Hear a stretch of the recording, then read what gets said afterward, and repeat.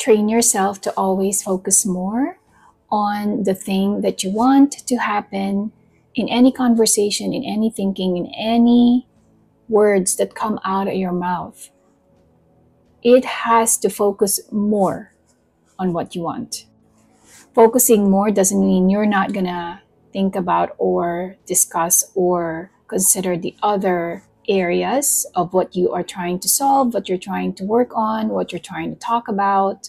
It is just saying that if your energy and your focus is 100%, whatever you're talking about should be more towards what you want to achieve. So instead of out of the 100%, you spend 70% of that conversation, of that energy, of that thinking on what could go wrong, and then you're trying to prepare for what could go wrong. Reverse that. Reprogram your mind. Make it 70% of what you're going to do when it goes wrong, when it goes well. And then 30% is more like day at a time, moment at a time, for areas that might go wrong. And then you're going to say, well, we'll deal with that when the time comes. We'll cross the bridge when we get there. But the 70% is where you want to focus on the thing that will happen the best. Because thoughts have power.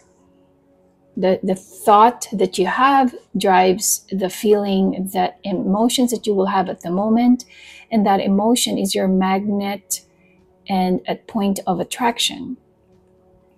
If you are in a group of people, and let's say you have a person who is sick, is in the hospital, and every time you talk about that person, you're talking about the worst scenario. Oh, when the person dies, or if the person dies, this is what we're gonna do.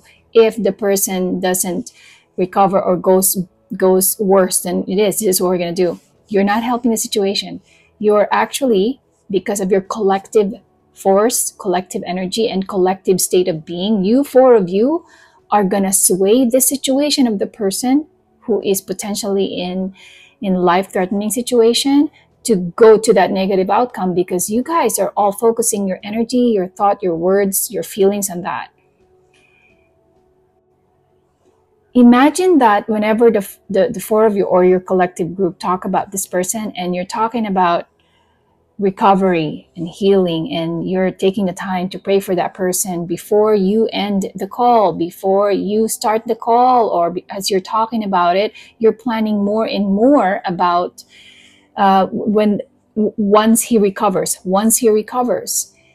your magic, the force and energy and thinking of four people will contribute to the outcome of that person healing or in that situation. It is hard for a person who doesn't believe in the power of thought to comprehend what I'm saying. But it is not too late to start today. In my personal experience, I have proven this over and over and over, because one time one of my loved ones, that person had a life-threatening situation or disease, and I was focusing more on the recovery, the action plan for the recovery. And whenever I go to that area of thinking about the worst scenario, I just say, well, when that time comes, I will figure it out. But for today, I have more energy focused, the things that I was talking about, the planning with the doctor, the conversation about the best case scenario. And then we have some conversations about if something doesn't go well, but it is a very minute percentage compared to the conversations of getting well. Today, that person in my life is 100% healed. Okay, so there is magic there. I guess if you are hearing this and it's coming to your feed, it's a message that needs to reach you. It's a message that you needed to hear.